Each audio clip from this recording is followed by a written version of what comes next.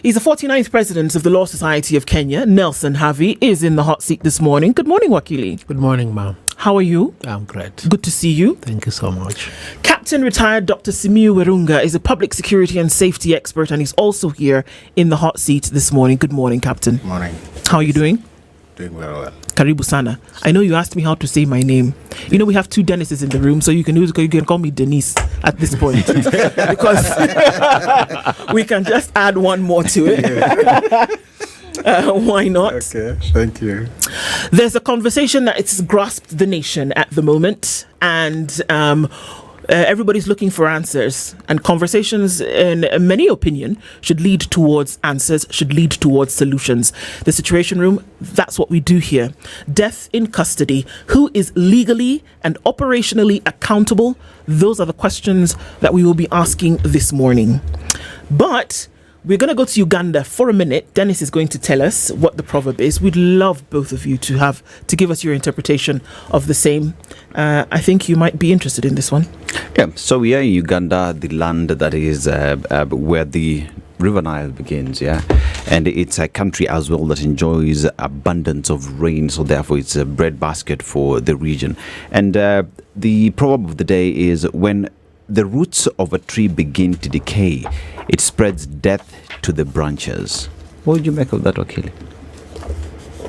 Well, you see, a tree grows up and down. Mm-hmm. So if it dies downwards, it must die upwards. Mm-hmm. Relative to Uganda, and maybe it's a sign for us to say, I think there's something dying there. Mm-hmm.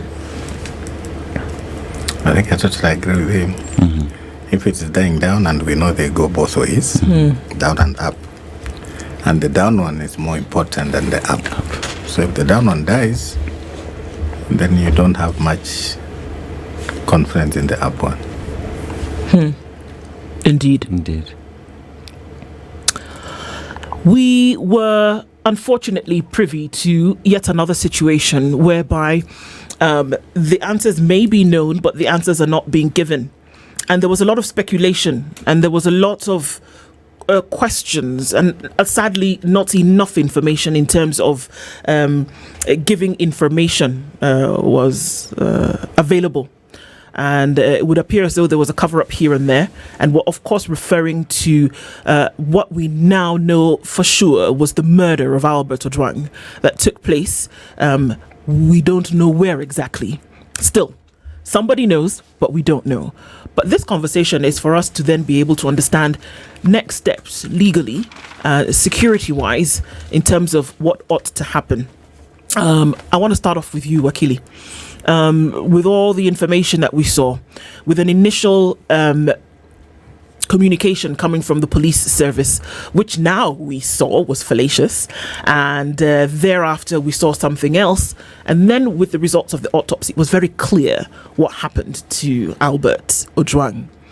And then we start to ask questions. From a legal point of view, when we say that this has happened from an institution of state, because to the best of our knowledge, he was not in the custody of anybody else but the police over those 13 hours, from the time he said to have left, according to his father, to the time that now we know he was admitted into the central police station. What should have been, in terms of an order of command, and from a legal point of view, what should have been done for him? Now, it's a complex situation, but we'll simplify it. If a suspect is arrested, that suspect must be detained for a period not exceeding 24 hours within the police station where he's found. And if a crime is suspected to have been committed by the suspect must be charged within the local limits of the jurisdiction. In this case, if Udang was suspected to have committed an offense, then he ought to have been arrested and arraigned in a court in Homa Bay. Mm-hmm. How did he end up in Nairobi? Well, I'm privy to what happens. In this particular case, it is said Lagat sought the assistance of the Director of Criminal Investigations, who gave him certain officers who went all the way to Homa Bay, took custody of Ojwang and brought him to Nairobi. When they brought him to Nairobi, they didn't take him to the DCI. They took him to Central Police Station, where he was booked. And the rest is what we hear. How do we interpret what we hear? First and foremost, this communication from the police was released by the Director of Corporate Communications, a gentleman by the name Nyaga. What did he tell us? He fell short of telling us that Ojwang had committed suicide. He told us that he banged his head on the wall and was found injured and unconscious and taken to hospital. So that is false. Starting point, Nyaga must be arrested for concealment of murder. Number two, who came to speak about this boldly? It was Kanja, the IG. What did he say? He said that Ojwang was apprehended because there was a complaint by the DIG, Lagat, that his name had been maligned. Two things. One, the DIG is the immediate in command in the police sector. How can he be a complainant in his course? So the IG must also be arrested. Number two, the IG and DIG know there is no offense of maligning anybody's name. So they must equally be arrested. Let's go forward. It appears to be there are many other players in this enterprise that caused the loss of the life of Ojwang. They must also be arrested. I've had calls for the resignation of Kanja and resignation of Langat. These two people will not resign. They must forcefully be apprehended and taken to court and charged. That is the long and short of this matter. Yes. Captain Marunga, when we look at security protocols, when we know that we're dealing with issues of the police and issues of a state institution, would there be any reason why there would be concealment of information when it came to the arrest? Why would that command not be followed? Why then, bringing him to Nairobi, would they not have taken him to DCI and then have taken him to Central Police booking? Why would that have happened? Let's go step by step from what Wakeli has just said.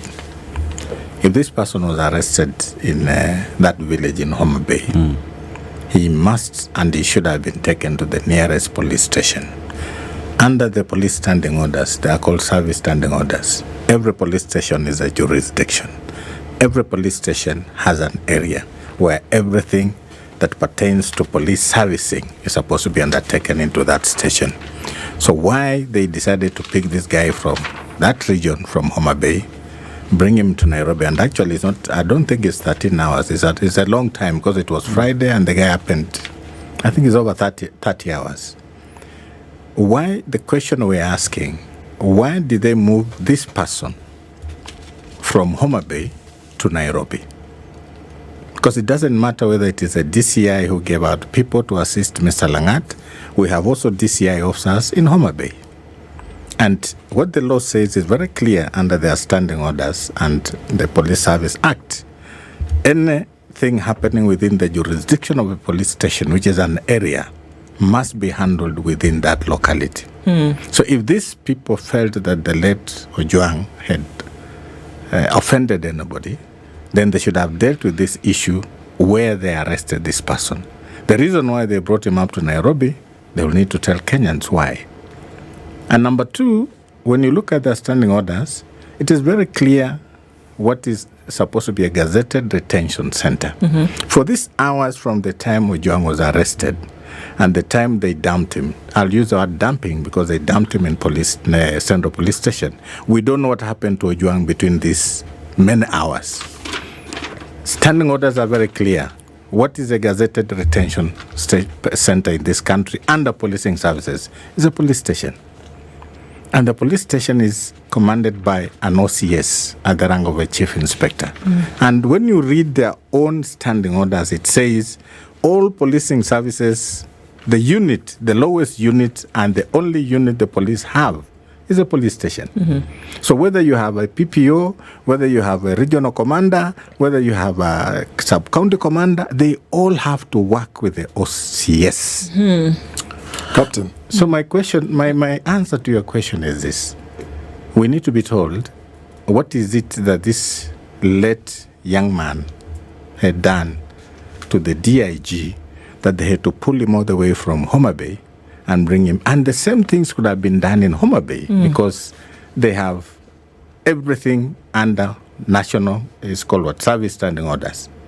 So the question we're asking is, what was it so important that they had to bring this person from Homa Bay to Nairobi, and the time they took between the moment they picked him up and the moment they dumped him into Central Police Station? We've not been told what happened in the meeting. So, Captain, if we go back to quickly the timeline of events. Yes. So Ojwang was arrested on Saturday at 1:30 p.m. from their home in Kakoth village. Yes. So the officers identified themselves and they said they were actually arresting him. Yes. So they moved from Kokwanyo location and they went all the way to Mawego police station, which is in Homa Bay. Yes. Because you spoke about jurisdiction. Yes. So the focus is Central Police, where, like you're saying, he was dumped, but also we are not told whether it was a handing over or it was just a formality to process him through Mawego police station, then now drive him all the way to Nairobi. Why was there a need? Because eventually they were bringing him to Nairobi. Why do you think they went to Mawego police station? Because we're actually not even told if there are any officers who have been interdicted or investigated at Mawego. The focus really is central. From what we hear, and that's why I agree with Wakili, these are stories. Because if this person was taken to Mawego police station, the record should be there. Because one of the things you need to do when you take somebody to a police station is to book the person. So what we need to be told after these investigations have taken place, we want to see the records that this person was taken to Mawego police station and the reason why he was transported from Mawego police station to Nairobi. We must be told. And because we are not being told whether we have any records, that's why we are having a lot of conjecture in what we are discussing, because we cannot understand with the National Police Service is one entity. And if these officers were sent all the way from Nairobi, this is what happens, because I've worked with the cops as a consultant for a long time. When you enter into somebody's jurisdiction, you must report to that OCS and say, we are here for this purpose of ABCD. These officers are allowed by their own standing orders to operate all over the country. Okay. But the only thing they have to do is every time they go to any jurisdiction outside their main, they must report to the OCS. Okay. In terms of then what happens legally, we're going to come back to you in just a minute, Nelson. But let's hear from Albert himself. And this was the last call that he made before then being taken to the next place. So let's listen into that and then deduce from it. Sielewi hata hajanieleza man. Wanasema tufike Nairobi kwanza. Sijui hata nisijua nani. Mike ndani. How is it, maze? Mimi I've never experienced it. Kwa safe hapo ndani. Nini? Will I be safe? Light? Safe.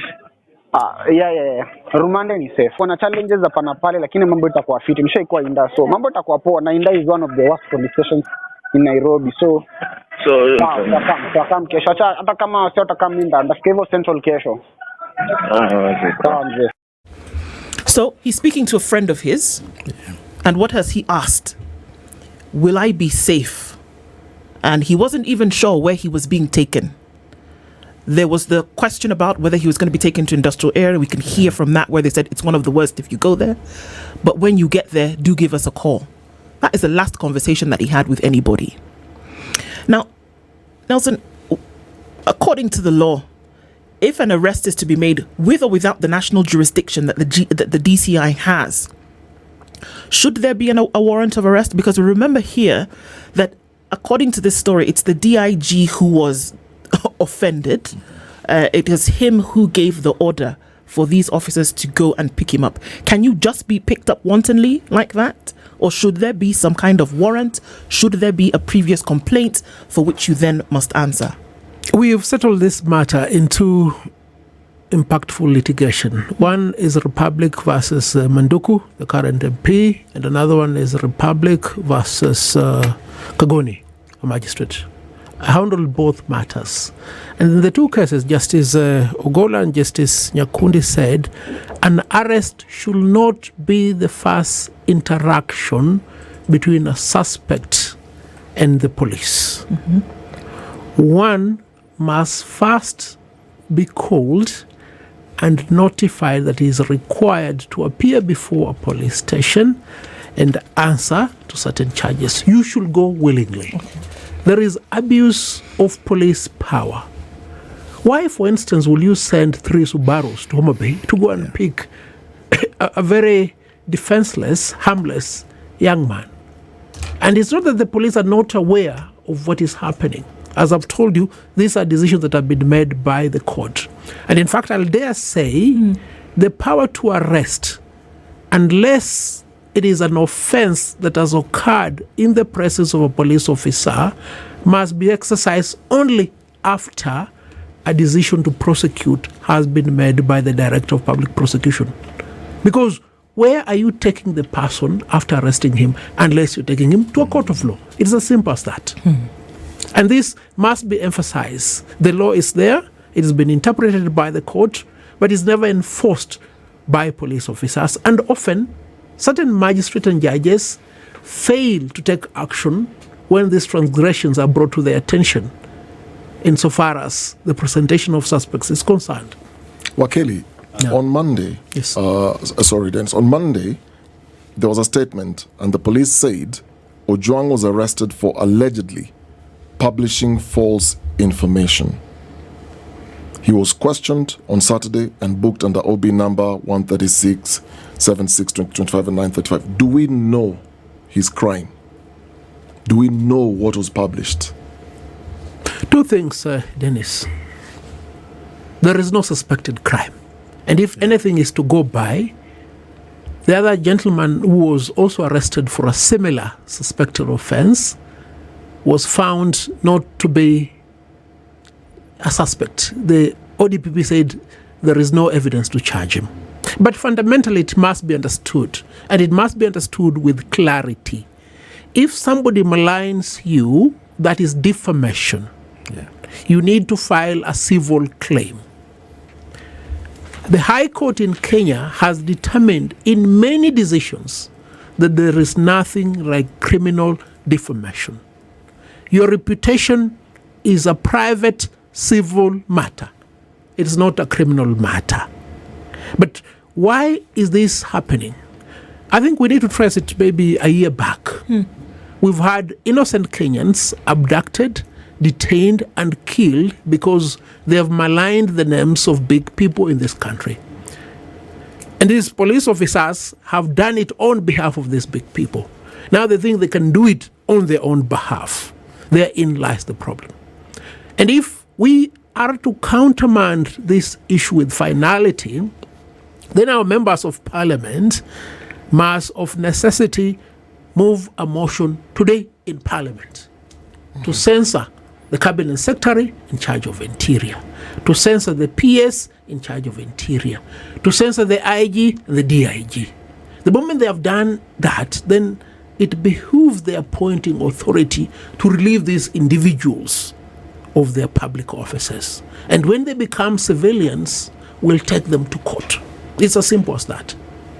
Captain, Yes. a lot has been said about the procedure. You've clearly stated the procedure that ought to be followed, including what Wakili says. The moment you arrest someone, it's because you're going to take them to a court of law. True. Up until this moment, no one is telling us what Ojwang's crime was. Now, we hear the DIG made a request. He made a complaint. He made a complaint. So, And then now there is a question of he was picked up from Mawego. We're now talking about the Central Police Station where he was dropped, as you say.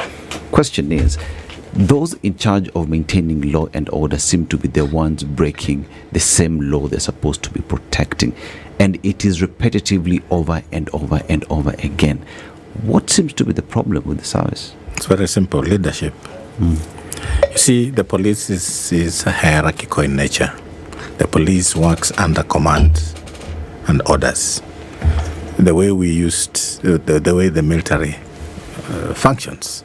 You function under instructions, commands, and orders. If the person in charge of this officer is not holding his forte as per the law, the officers will misbehave. And that's why I keep on saying, under the National Police Service, the person we need to be holding to account at the lowest level is the OCS. Because everything happens under a police station. So when Mr. DIG Langad orders people to go and pick the late is brought to Nairobi, but the only person who can allow this person to be booked into the police station is the OCS. And that's why we keep on saying, for as long as we keep on talking, if the leadership of the police service will never be taken to account, because this country needs to hold the leadership of the police service to account. They are the ones who give instructions to their junior officers. They are the ones who are supposed to discipline their junior officers. They are the ones who are supposed to hand over these officers to the court of law when they misbehave. Because when you look at everything they've written down under service standing orders, the Act Wakili Yukapa, when you look at, I think it's section 95, 1, 2, 3, it talks about cruelty to Kenyans. It talks about torture, what is supposed to happen to these officers. If they are not going to be held to account, then we shall be talking until cows come home, because that is where the problem is. Leadership and responsibility. When we were doing police reforms the other day with Maraga, one of the things we looked at was about suitability and competence. How is somebody appointed to a position where he holds or she holds responsibility? Is that person competent for that position? Is that person suitable for the roles they are being given? And that is the biggest issue we have in Kenya. And I've been in this sector for long. Dennis, you are my witness. Yes. I've been in the police reforms for over 20 years now. And every time we discuss about issues of reforming the police, we always go back to leadership. Yeah. We always go back to leadership. At some time, Madam, when we were doing the vetting, you remember the famous vetting? One of the reasons why we decided to do vetting was to get rid of a certain cadre of police officers. We believe that if we remove this top echelon, then we remain with these other people who can be built up to be good officers. Something will change. So I think to answer you, that is where the problem is. Leadership. Okay. So we're going to go to a break in just a minute, but want to come back here because we want to hear the results of the autopsy that then took place, because then what an autopsy does, it's number one, very clear medically, but then it's also legal in nature, because you can use that to then deduce what actually happened to a body. And what happened to this person while they were still alive that would have led to death. Now, coming from the statement which was made by the NPS, which you alluded to earlier, Nelson, is that then what the autopsy does is that it removes any doubt whatsoever that his death came about as a result of suicide. And that it is clear now that murder has taken place. Then as we listen to this, we'd like you to come back and tell us, so then what should happen next after the autopsy then is very clear listening. Tie up together with other injuries that are well spread in the body, including the upper limbs and the trunk, then this is unlikely to be self-inflicted injury. When we examine the whole the pattern of the injuries, especially on the head, the bleeds, the hematoma that are found on the head, hitting against a blunt substance, a wall, would have a particular pattern, a frontal bleeds. But the bleeds that we found on the scalp, on the skin of the head, was partially spread on all aspects, including the face, the sides of the head, and also the back of the head. So it's very clear. An autopsy wouldn't lie. Nelson? When my friend Dr. Johansson Duor said he will not participate in this autopsy, I was quite affirmative in my mind. The truth shall be established. Because he works for the DCI. The DCI officers have said they will not be complacent to this nefarious enterprise to kill innocent Kenyans and conceal the murder. Now the truth has been unveiled. And what follows, therefore, is the logical consequence. The Director of Public Prosecution must prepare the files and have these individuals arrested and charged in court. What must happen, and if possible, that we remove emotion, and obviously something that has gripped the nation in the manner in which it has, and if we're going to follow the rule of law, we saw it can happen. We allude to where we have seen the police act with speed and alacrity before. Why would we still have conversations around maybe, because I would imagine that with the results of the autopsy yesterday, then what Wakili had said just before we went to the break then should kick in almost immediately. That the autopsy results have shown 1, 2, 3. It was clearly a case of murder. He would not have done this to himself. We would have expected then that the DPP would have come in right after that. We would have expected that there would have been a statement from IPOA. We would have expected that the Inspector General of Police, Douglas Kanja, would have come out the manner in which he came out on Monday and said, based on this is the next step of recourse. Why do we see that there's snail-paced movement then around this? Because this autopsy result was given in the afternoon of yesterday. Why would it be so slow? We were just chatting. We need to be clear when we talk about leadership in the police service. When we talk about miasma in the police service, we are not talking about the whole service. But we have elements in the police service that are actually making things very difficult even for the IG. I've known the IG personally for a long time, and I'm not speaking for him. And I know he's one of the few professional officers we have in the police service. Kanja has been very steadfast in what he does from the GSU, for DIG, and the IG now. So the problem we are having is, yes, we have problems of leadership, but not in the totality of the police service. Number two, I think where I sit, we might have to ask Kanja to stop issuing press conferences. You see, there's a hierarchy in the police service. If this thing happened in Nairobi Central Police Station, we have a regional commander in Nairobi. And that officer is based somewhere near Integrity Center there. Yes. That should be the person issuing statements, because that police station falls under that regional commander. So that Kanja can remove himself and be the last person to issue what Kenyans can take for the good. So that is one problem that we are having. I think I'll advise him to surrender that portfolio, let the regional commander be speaking about this issue, so that when Kenyans feel like they're not satisfied, then they can go to the IG, who is the final person in the police service. Number two, I think from the word go, there was a mismatch in the way they handled this thing.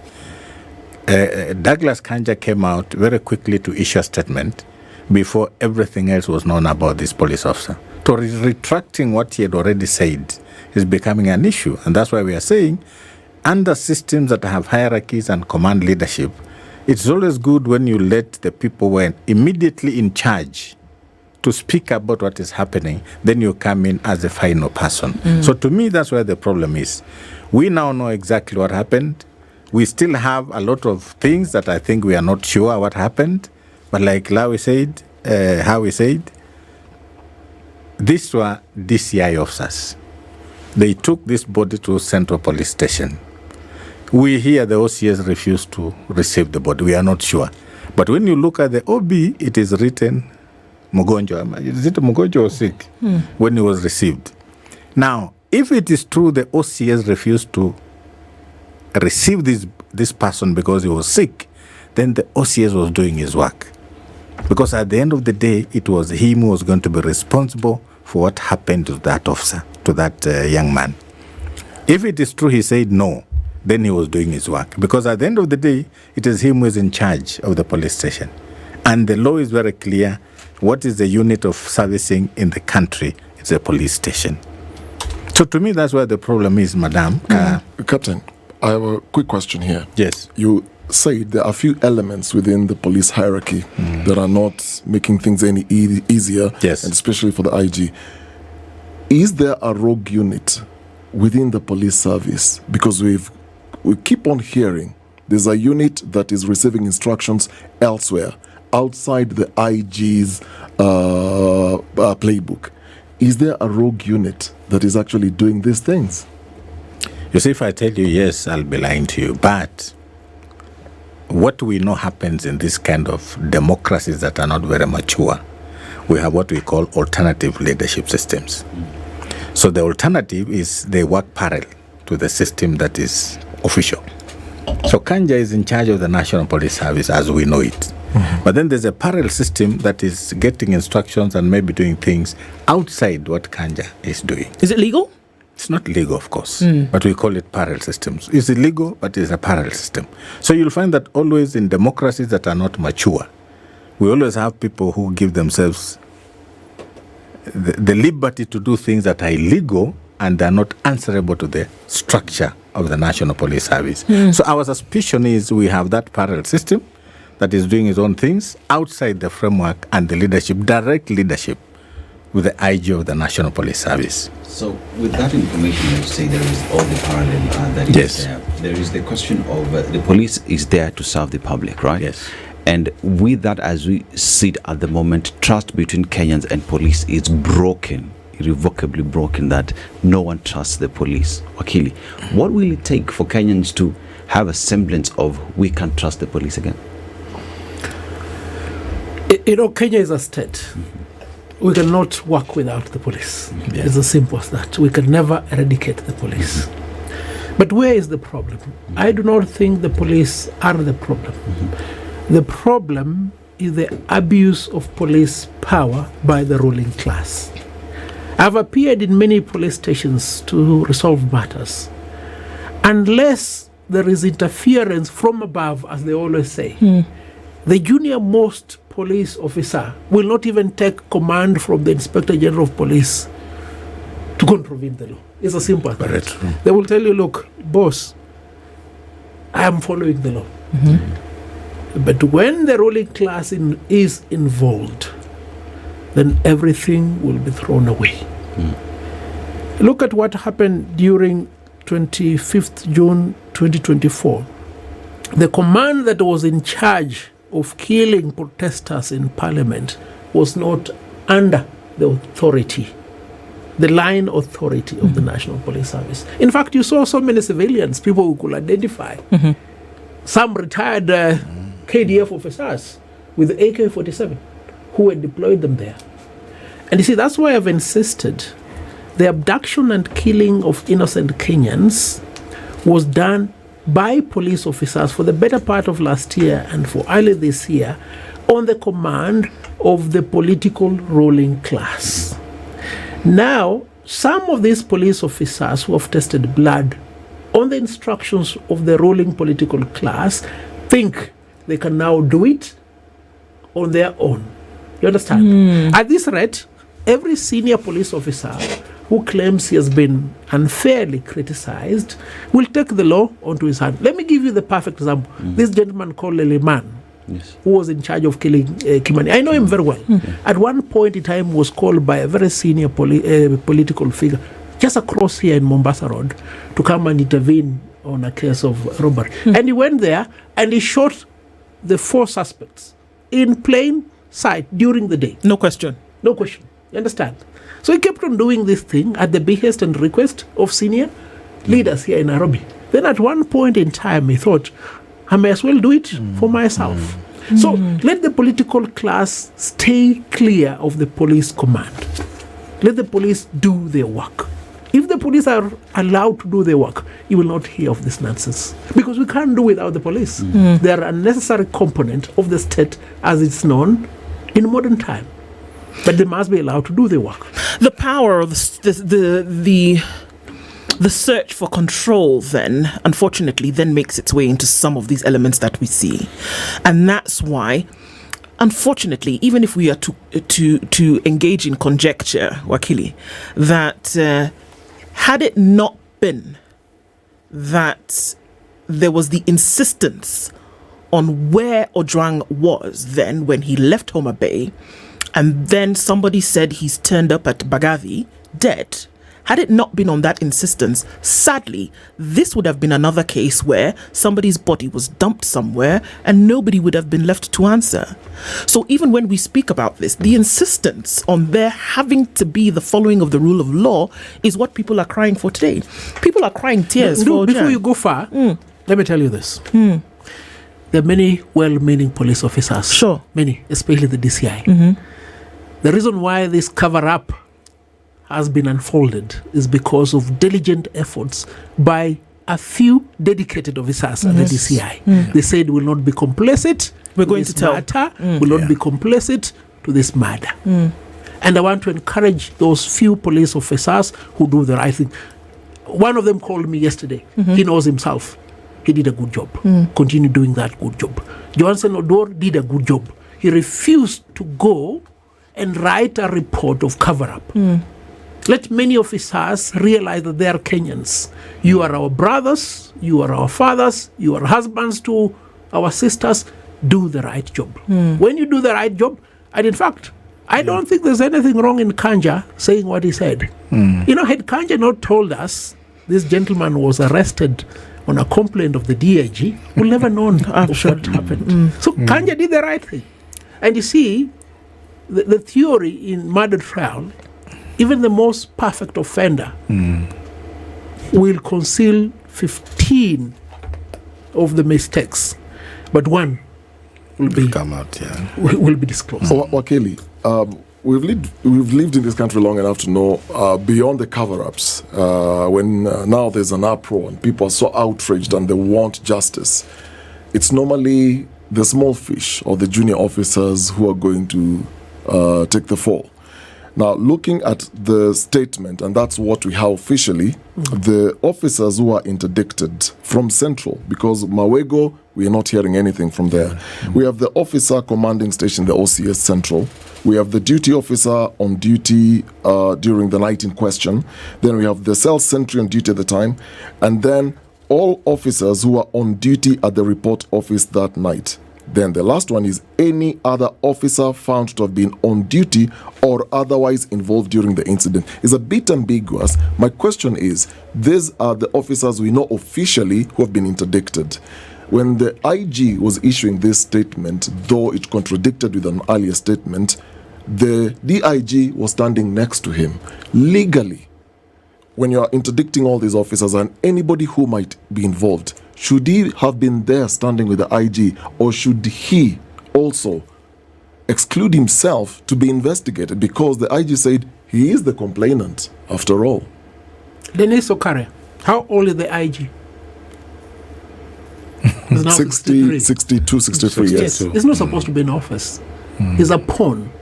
They have put him there past his retirement age so that they can manipulate him. They have insurance on him.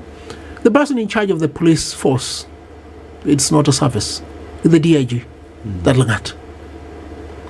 And the right thing must be done. Langat must be arrested and charged in court. This is not above the law. In this world, we've had presidents charged and arrested. Arrested and charged in court. We need Langat arrested. And if the police cannot do that, the people of Kenya have the residual power to arrest Langat. And the Director of Public Prosecution must stop procrastinating. If he can't do the job, let him leave office. This Lagat must be in court. Not tomorrow, yesterday. And you see, the moment he's in court as the principal offender, all the chips will fall into place. Of course, a murder of this enterprise was not committed by one person. So rightfully so, even those individuals lower in rank who have been interdicted will speak. But they'll speak more truthfully when Langat is in custody and or has taken plea. Will they be able to speak when Lagat is out? They will because speak. he's not been arrested. They will speak when he's arrested and has taken plea. So that is the test. And that is the biggest test that the Director of Public Prosecution will now face. Prosecuting the DIG of the National Police Service. And if he gets it right, then as a country we'll have gotten it right. We'll end this impunity. There is silence as well on the individuals who picked up Albert from Homa Bay and brought him all the way to Nairobi, because like we're doing the maths yesterday, from Homa Bay to Nairobi is around 5 hours. You know, we're talking about over 13 hours before he ended up at Central. So should these individuals as well be mentioned, interdicted as investigations continue? Because that is one part that is silent. You know, I've been arrested, I think, twice or thrice. Once I'd gone to rescue the Senator of Bomet, and we were both arrested and renditioned all the way to Bomet. We were on the road for almost 10 hours. And often the Subarus will stop, they take us out and tell us, you know, we don't even know why you guys have been. They're just receiving orders. Could you tell us why you've been arrested? They change the plates. Eventually we reach Bomet and they tell us, I think we really have to release you guys because we're being abused. The other time they came to pick me in my office where the squabbles at the LSK. Kept me for the entire 10 hours. In fact, the guy who was driving was a Kalenjin gentleman. Said, Kirigit, sijui ya watu wanasumbue kwa nini? Sisi hapa najua ametumwa tu kushika. I mean, to be honest, the fellows who went to pick Ojwang were just told, go and bring him.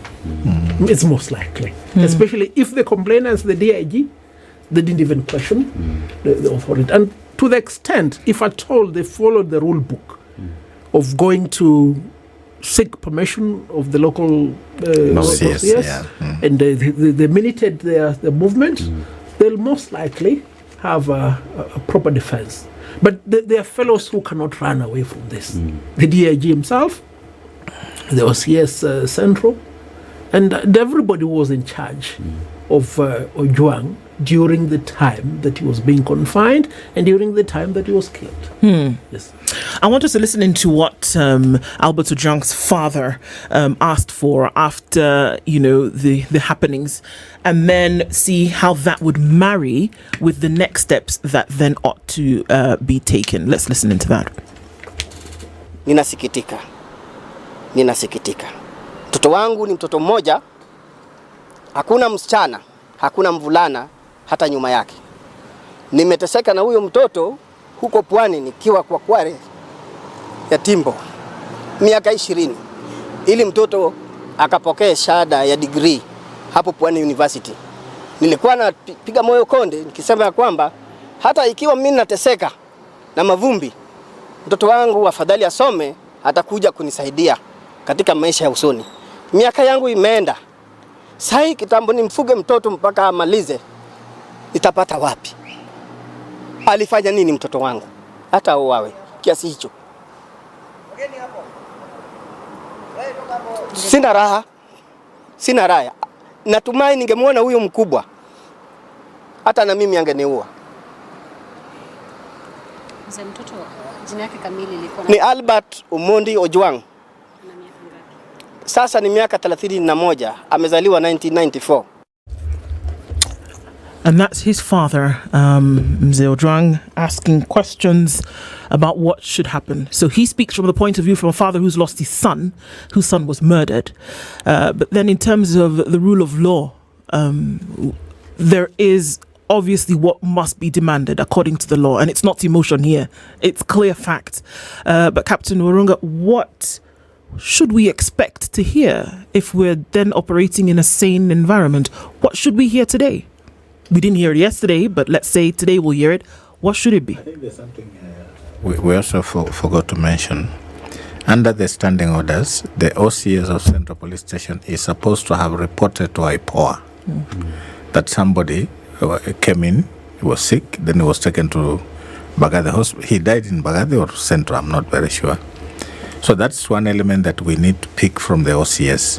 So to answer your question is, we are expecting that all cases of death are investigated normally by IPOA if they happen in the hands of the police service.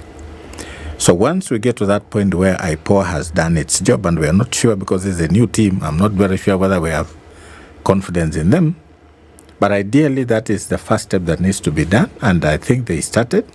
This is the first case we want to see whether they have the capacity and the will to handle this kind of serious cases in Kenya.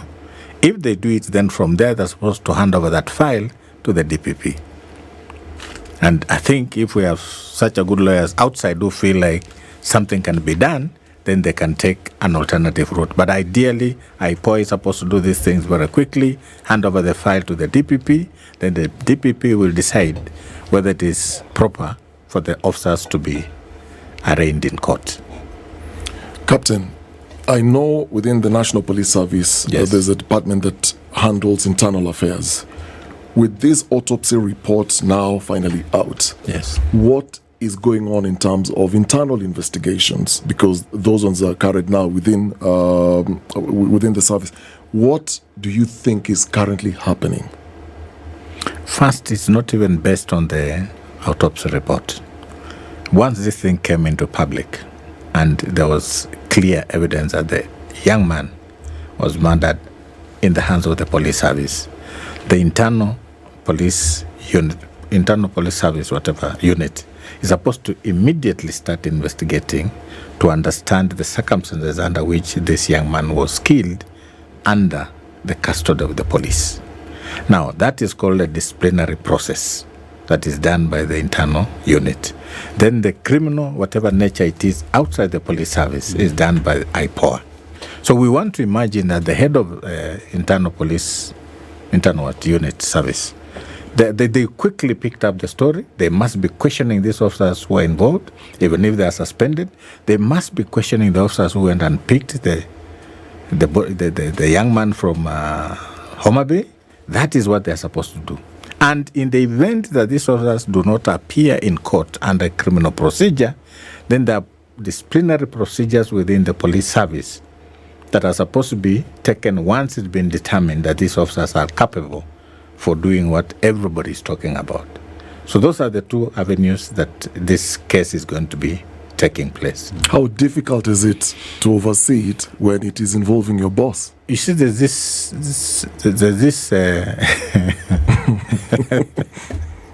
when we established the internal police unit, whatever we call it, it is supposed to be an independent unit, outside, not even under the IG. But the head of that unit is supposed to be appointed by the National Police Service Commission. So the essence was you have this unit that is so independent that it can investigate anybody in the police service, notwithstanding the rank, and be able to hand over this report to the IG for information, but then to proceed and undertake disciplinary processes in the police service.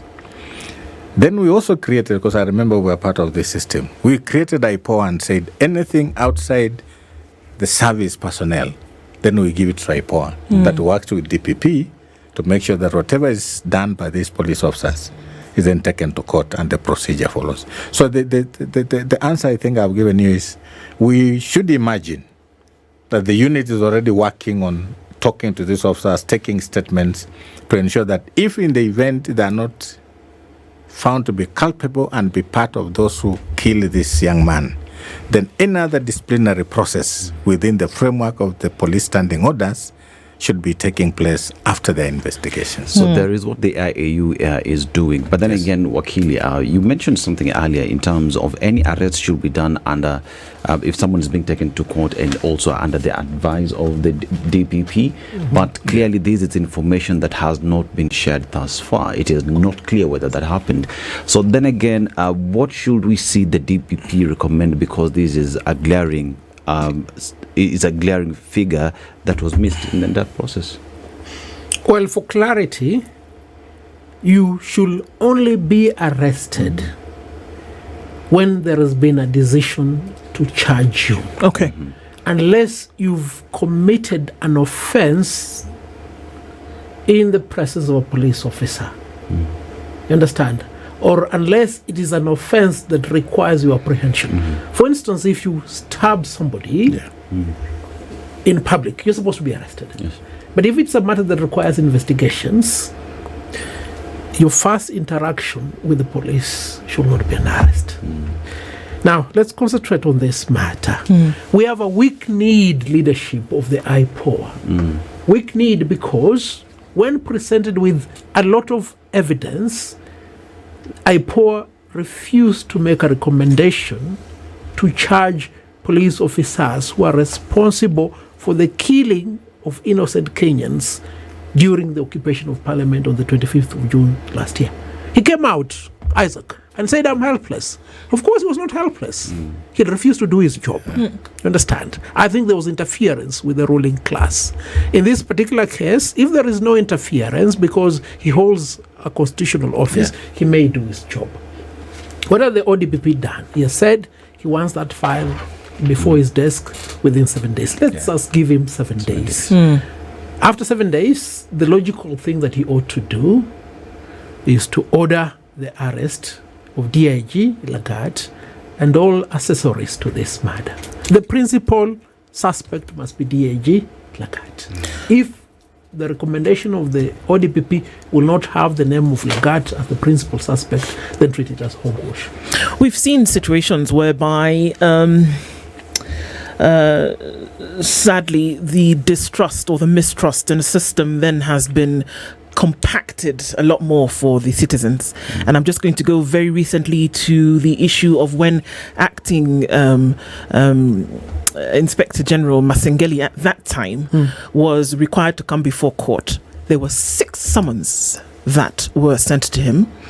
He did not appear for any of the 6, but appeared on the 7th, and he was essentially forgiven of that.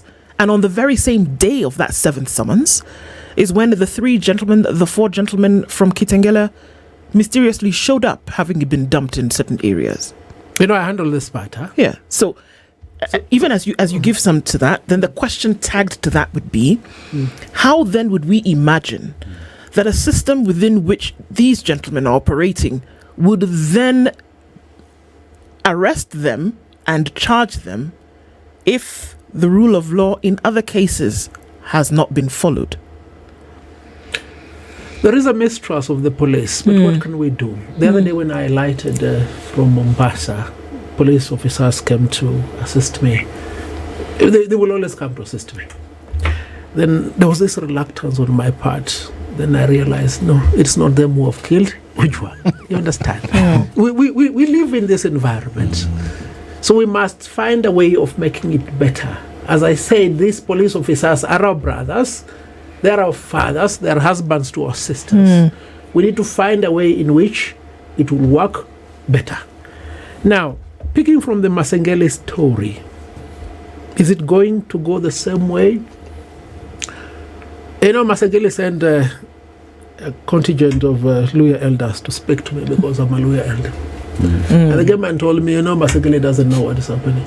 So don't beat your brother so much. Much as I was beating him, I believe he didn't know what was happening. At that particular time was also a pawn. These people, the ruling political class that had abducted the Kitengela 3, were holding the 3, and they were devising means of disentangling them from this mess. You understand? And they didn't want Masengeli to appear in court because he would have said the truth the way Kanja said the truth. You understand? So for as long as nobody is being coerced, is being subdued to keep quiet, the truth in the matter of the murder of Albert Udang will be told. And I have a strong feeling it will be told. You know, you can't do this forever. And maybe it had to take the sacrifice of Albert Udang for us to nab a senior-most police officer and charge him with murder for this nonsense to end once and for all. Let it end. Let it end. And that's where we end our conversation this morning. Gone past 8 o'clock, but necessary for us to do. And at that point where we say, if this is what it takes for this, if his sacrifice for the rule of law to be followed, for this kind of behavior to come to an end, then let it end. Let it end. Nelson Havi, 49th President of the LSK, as well as Captain Retired Dr. Simiu Werunga, Public Security and Safety Expert, have been our guests this hour, looking into the steps of what next. Death in custody, who's legally and operationally accountable? It's clear who is. The day will be long in terms of seeing what happens next, but we'll end on those words that Nelson has said. This is the Situation Room.